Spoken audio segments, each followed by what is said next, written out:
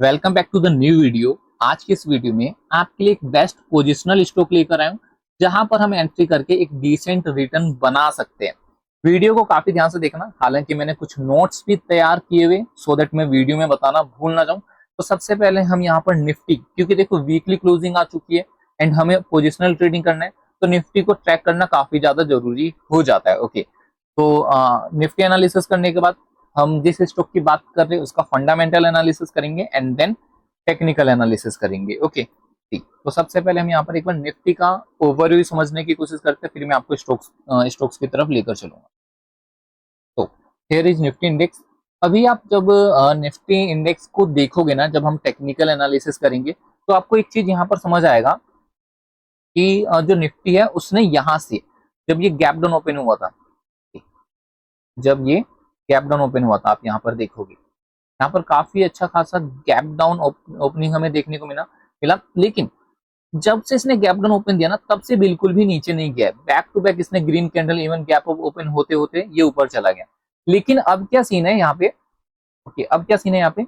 इसने दो दो रेजिस्टेंस थी।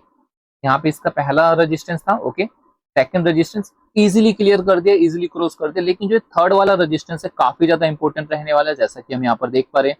इसी रेजिस्टेंस पर हमें गैप डाउन ओपनिंग देखने को मिला एंड यही वो रेजिस्टेंस है जहां पर मार्केट रीटेस्ट करने के बाद भी सस्टेन नहीं कर पाया। ओके, सस्टेन नहीं कर पाया एंड हमें फॉलिंग देखने को मिला, और ये वही रेजिस्टेंस है। ओके, तो यहाँ पर मैं आपको समझाना क्या चाह रहा हूँ, निफ्टी ना यहाँ पर साइडवेज हो चुका है। हम यहाँ पर देख पा रहे हैं निफ्टी क्या हो चुका है, साइडवेज, यानी इन डिसीजन मोड में जा चुका है। अभी हम यहाँ पर ये नहीं कह सकते कि निफ्टी ऊपर चला जाएगा, निफ्टी नीचे जा सकता है। ओके, निफ्टी नीचे चल जाएगा, नहीं, can't say anything right now.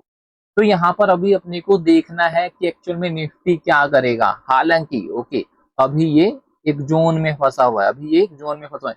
May be again ये इस वाले जोन पर आ जाए, मे बी अगेन ये ऊपर चलना शुरू कर दे।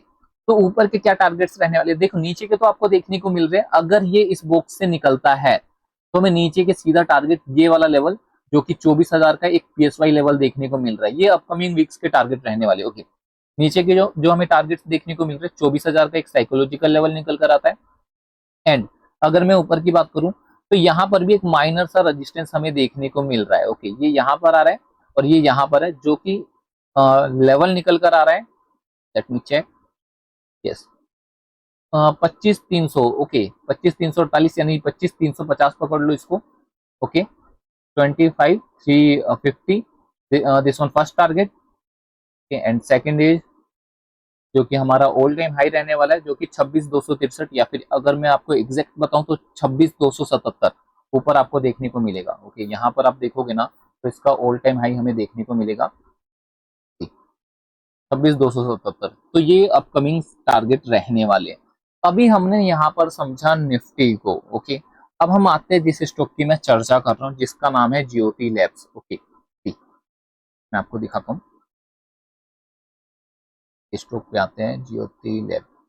नाम सुनकर भगना मत, पहले समझो कि इस स्टॉक को मैं आपके सामने क्यों लेकर आया हूं।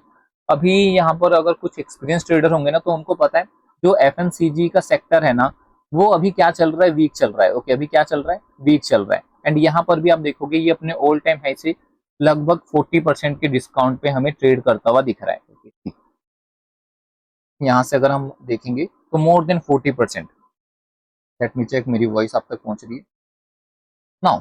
अभी यहाँ पे टेक्निकल एनालिसिस में आगे बढ़ूं, इससे पहले हमें फंडामेंटल देखना इसलिए भी जरूरी हो जाता है कि हमें पता चले कि जो ज्योति लैब्स है इसका काम क्या है, ये कंपनी करती क्या है। तो यहाँ पर आप देखोगे ना, ओके, ज्योति लैब्स कंपनी हमें देखने को मिल रहा है, करंट प्राइस सीएमपी 320 चल रहा है। एंड अबाउट का सेक्शन, इसी अबाउट में हमें पता चलेगा कि कंपनी करती क्या है। तो यहाँ पर मैं आपको थोड़ा सा पढ़ के बता देता हूँ about. Okay, Jyoti labs limited was founded in 1983। जो कंपनी ज्योति लैब्स है, इस कंपनी की स्थापना 1983 में बाय मिस्टर एमपी रामचंद्रन इन त्रिशूर, केरला। केरल में एक त्रिशूल जगह है, वहां पर इस कंपनी की स्थापना 1983 में हुई थी। ओके, हालांकि देखो जो ये मैं आपको बता रहा हूँ ना, इससे उतना कोई खास फर्क नहीं पड़ने वाला है, बट स्टिल हमें एक बेसिक क्लियर होना चाहिए, सो दैट्स व्हाई ये मैं आपको बता रहा हूँ। ओके, नाउ आगे आप देखोगे जेएलएल। अभी ये क्या है, तो JLL is full form of Jyoti labs limited. Okay, short form. JLL का फुल फॉर्म क्या हो गया, Jyoti labs limited. It is renowned brand in the domestic, that means प्रसिद्ध। ओके, इसका मतलब क्या होता है, प्रसिद्ध, जो कि प्रसिद्ध है। कौन प्रसिद्ध है, JLL प्रसिद्ध ब्रांड है in domestic FMCG industry. FMCG industry में JLL प्रसिद्ध है। Okay, it has a diversified product portfolio spanning 4 major category. इसका एक अच्छा खासा डाइवर्सिफाइड प्रोडक्ट पोर्टफोलियो है 4 मेजर कैटेगरी में। First is fabric care. कई सारे ट्रेडर्स को या फिर इन्वेस्टर्स को नहीं पता होगा फैब्रिक केयर क्या, तो मैं आपको बताऊंगा इमेज को दिखा करके। सेकंड इज डिश वॉशिंग, ये नाम से आप समझ गए। Third is house hold insecticides, okay, जिसे HI कहते हैं। इसकी शॉर्ट फॉर्म क्या है, H और यहाँ से I, house hold insecticides, HI, ठीक है। घरेलू कीटनाशक, ओके, इसका मतलब क्या होता है, कीटनाशक। And personal care. तो यहाँ पर मैं आगे बढ़ने से पहले आपको बताऊं, जो ज्योति लैब्स कंपनी है ना, जैसे अभी हमें पता चला 4 कैटेगरी में, ओके, लेकिन इनकी जो मेजर 2 कैटेगरी है ना, यही अच्छा खासा परफॉर्म करती है, जो कि फर्स्ट है fabric care and second is dish washing. जो हाउस होल्ड यानी HI एंड पर्सनल केयर है, ये थोड़ा कम मतलब ग्रोथ दिखाती है। okay, चलो आगे रीड करते हैं। यहाँ पर मतलब इस कंपनी का मतलब कुछ फेमस प्रोडक्ट है वो बताया गया यहाँ पे, जैसे कि उजाला ब्रांड। इवन मैं इस कंपनी को उजाला से ही जानता हूँ। ओके, एंड यहाँ पर प्रिल एंड एक्सो ब्रांड है, जो कि बर्तन वगैरह धोने के काम आता है। हमने सुना भी, एड वगैरह भी देखा है।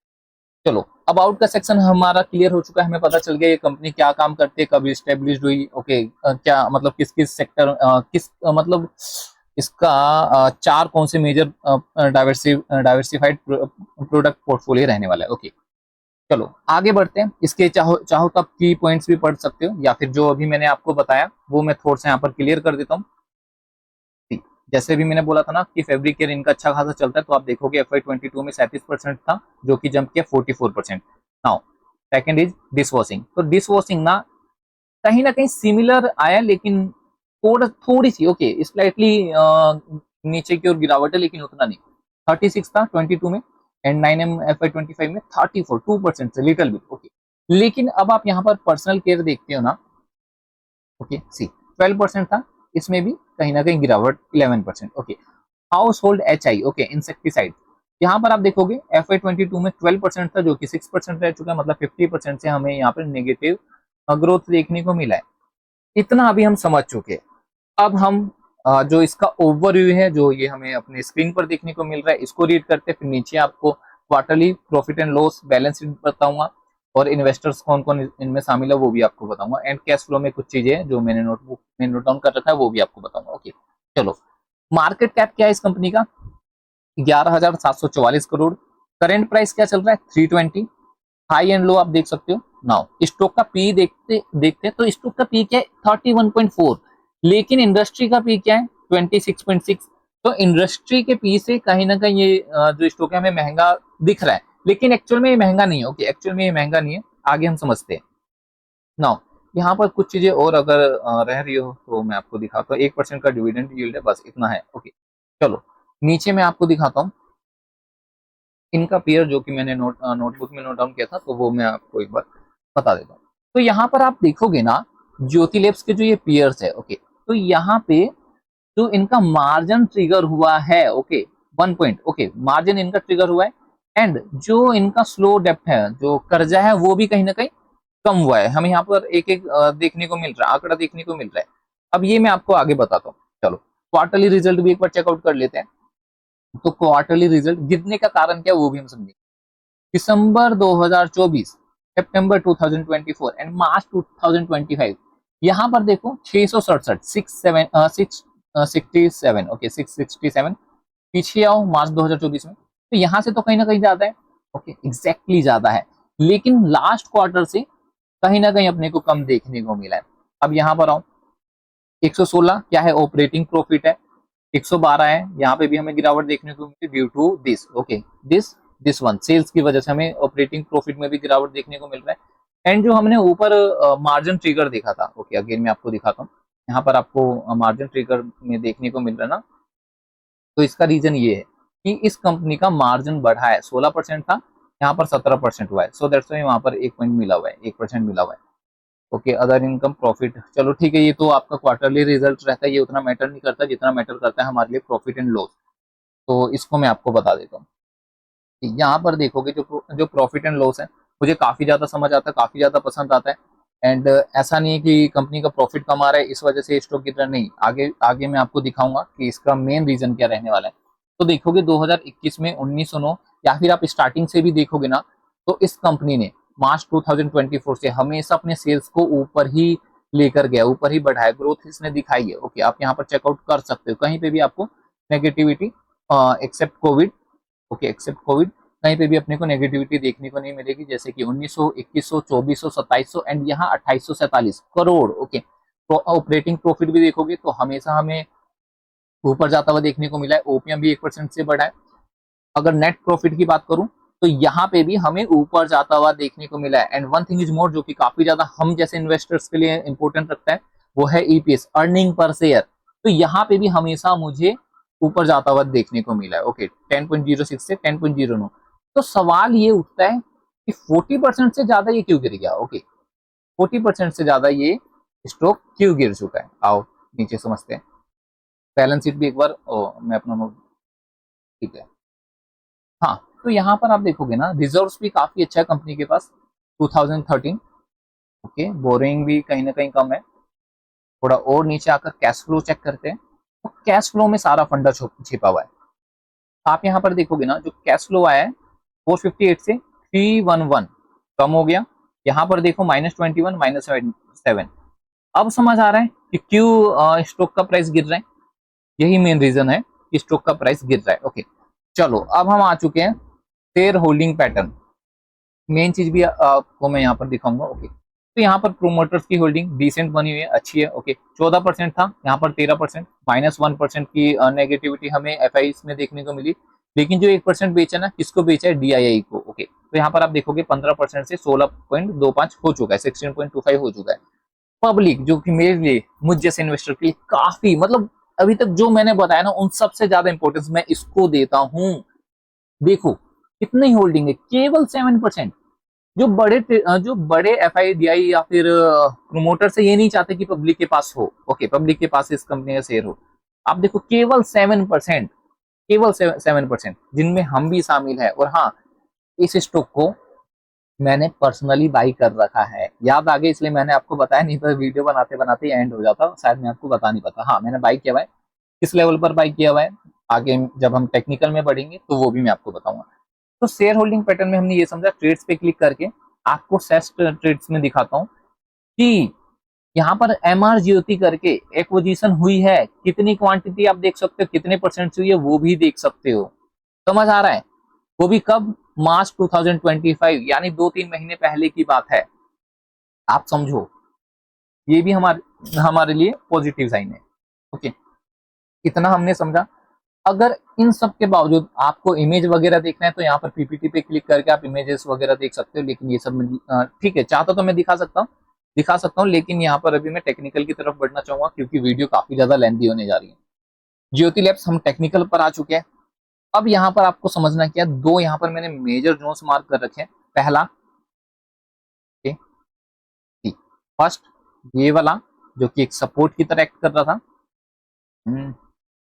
वेट वेट अ मिनट, हाँ, चलो अब देखो, ये पहला जो कि सपोर्ट की तरह एक्ट कर रहा था, यहाँ पर इसने थोड़ा सा स्ट्रगल किया, सभी के एसएल ट्रिगर करे, लिक्विडिटी ली and boom, finally support become resistance. यहाँ से अपने को सेलिंग देखने को मिल रहा है। एंड ये जो कि सपोर्ट की तरह एक्ट करता था, इसका ब्रेकडाउन तो आया, लेकिन अभी भी एक्चुअल में उतना ब्रेकडाउन नहीं आ पा रहा है, या फिर यहाँ पर भी एक हमें लिक्विडिटी देखने को मिली। And again stock gone up. Okay, अब यहाँ पर हमारे लिए मेजर मुद्दा क्या रहने वाला है, क्या हमें इस लेवल पर बाइंग पोजीशन बनानी चाहिए। मैंने किस लेवल पर अपनी बाइंग साइड पोजीशन बनाई है, अगर हम यहाँ पर बाइंग पोजीशन बनाते हैं तो क्या ये रिस्की रहने वाला है, क्या स्टॉक और यहाँ से नीचे नहीं गिर सकता है। इन सभी सवालों के जवाब मैं आपको भी देने वाला हूँ। तो जो मेरी पोजीशन बनी हुई है, अगर मुझे 100%, अगर मुझे 100% इस कंपनी में, 100% मतलब एक आंकड़ा दे रहा हूँ कि इतनी क्वांटिटी अगर मुझे इस कंपनी में इन्वेस्ट करना है, तो उसका 20 to 30%, ओके, 20 to 30% मैंने यहाँ का इन्वेस्ट कर रखा है। कुछ क्वांटिटी मैं यहाँ कहीं डालूंगा, या फिर जो यहाँ पर बाई कर चुके हैं उनके एसएल यहाँ पर लगे हुए यहाँ पर आएगा, तो यहाँ पर कुछ क्वांटिटी और मैं एम्प्लॉय या फिर 70% क्वांटिटी मैं यहाँ पर डाल दूंगा। Okay, yes, I will deploy 70% quantity over here. यहाँ पर मेरी बैंक है एवरेज यहाँ कहीं की निकल जाएगी। ओके, ये मैंने आपको बता दिया। क्या यहाँ पर बाई करने के बाद स्टॉक और नीचे नहीं गिर सकता है? तो इसका जवाब है हाँ, गिर सकता है। अगर गिरता है तो कहां तक जाएगा वो भी हम समझ लेते हैं। तो यहाँ पर आपको एक और लेवल देखने को मिल रहा है। वीकली टाइम फ्रेम ओपन करते हैं, आपको यहाँ पर एक और लेवल देखने को मिलेगा जो कि 200 के आसपास है। ओके, जो कि 200 या फिर एग्जैक्ट अगर मैं आपको बताऊं 215 का लेवल पकड़ लीजिए, जो कि एक सपोर्ट है, काफी अच्छा खासा डिसेंट सपोर्ट रहने वाला है 215 का, अगेन 215 का। लेकिन इसका मतलब ये है कि हम यहाँ तक के लिए वेट करें, ऐसा बिल्कुल भी नहीं है। आप यहाँ पर अपनी इन्वेस्टमेंट कर सकते हो, मैंने भी यहाँ पर इन्वेस्टमेंट कर दिया है। अगर ये यहाँ से जाता है तो कम से कम जो आपको रिटर्न देखने को मिलेगा, ओके, कम से कम जो आपको रिटर्न देखने को मिलेगा, मैं यहीं से पकड़ लेता हूँ, कम से कम यहाँ पे 34-35% का 34-35% का रिटर्न इजिली आपको देखने को मिल सकता है। एंड पर्सनली मुझे ऐसा लगता है कि ये वही स्टॉक है जहां पर पोटेंशियल काफी ज्यादा है रिटर्न देने के। अगेन, मैं आपके सामने कोई फालतू का स्टॉक लेकर नहीं आ रहा हूँ जो वीक है, ऐसे स्टॉक में लाते नहीं। अभी हाँ, एक चीज और वीक से मुझे याद आया, वीक को मैं दो भागों में बांटता हूँ। एक होता है कि हाँ एकदम खत्म ही स्टॉक है, एक होता है अच्छा स्टॉक है लेकिन उसका बुरा समय चल रहा है, जैसे अपना चलता है ना, वैसे ही इस स्टॉक के साथ है। तो जैसे अभी मैं आपको बताता हूँ, बुरे वक्त में कोई किसी का साथ नहीं देता, मानते हो, लेकिन स्टॉक मार्केट में हमें स्टॉक्स का साथ देना है।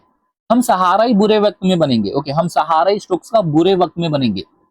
जैसे कहते हैं ना कि अपने दुख सुख की बातें किसी से मत कहो, किसी से कहोगे तो वो उपहास ही करेंगे, सहायता तो कोई कर ही नहीं सकता। समझ आ रहा है ना, मतलब अपने दुख सुख की बातें किसी से कहो ही मत, दूसरे उससे कहोगे तो वो उपहास करेंगे, सहायता तो कोई कर नहीं सकता। लेकिन स्टॉक मार्केट में हमें अच्छे स्टॉक्स जो बुरे समय से गुजर रहे हैं, हमें उस समय अपना पैसा इन्वेस्ट करना है, उस समय उस स्टॉक का साथ देना है, तभी जाकर आप डिसेंट मनी बना सकते हो। स्विंग ट्रेडिंग करोगे, आपका एसएल जाएगा, आप वहां से एग्जिट कर जाओगे। ओके, पोजिशनल ट्रेडिंग में एसएल किस बेस पर रखना होता है? फंडामेंटल के बेस पर। ओके, तो ये सारी चीजें मैं आपको टाइम टू टाइम अपडेट कर दूंगा। अगर मार्केट नीचे आता है तो यहाँ पर आप कमेंट भी करना, वहां पर आकर मैं रिप्लाई कर दूंगा। या फिर देखो, मैंने भी तो पोजीशन बना रखी है ना। ओके, मैंने भी तो यहाँ पर पोजीशन बना रखी है, तो अगर यहाँ से मार्केट नीचे जाता है तो मेरी पोजीशन भी नीचे जाएगी। उस समय मेरा एक्ट क्या रहेगा? वीडियो आ जाएगी। ओके, उस समय मेरी पोजीशन क्या चल रही है उसके ऊपर भी वीडियो बना दूंगा। आपको क्या नेक्स्ट स्टेप लेना चाहिए वो भी मैं आपको बता दूंगा। ओके, ठीक है, वीडियो एंड करते हैं। किसी भी ट्रेडर का कुछ भी क्वेरी रहता है वो मुझे नीचे कमेंट कर सकता है। कोई पर्सनल क्वेरी है तो ऊपर देखोगे आपको मेरा नंबर देखने को मिल रहा है, कॉल कर सकते हो। ओके, वीडियो काफी ज्यादा लेंथी हो चुकी है, और कोई फीडबैक होता है तो प्लीज एक बार कमेंट करके बता देना, सो दैट मैं अपने आप को सुधार सकूं। थैंक यू सो मच, मिलते हैं आप सभी से जल्दी नेक्स्ट वीडियो में।